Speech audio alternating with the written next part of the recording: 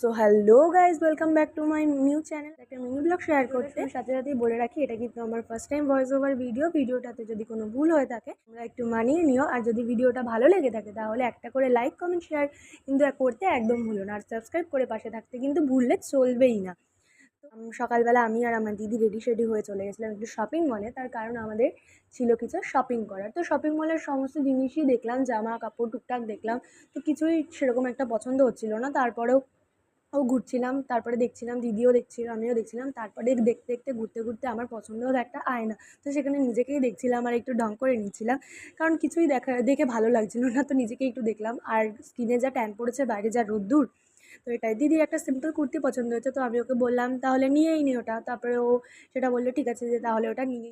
টোটোওয়ালা কাকু টোটো ছাড়ছেই না এই গরমের মধ্যে। আমার এত বোরিং লাগছে, তো আমি ভাবলাম তোমাদের সাথে একটু শেয়ারই করে যে আমার বোরিংনেসটা কাটানোর জন্য আমি কী করি, একটু ঢং নকশা করছিলাম। তো আজকে এই পর্যন্ত, টাটা, বাই বাই।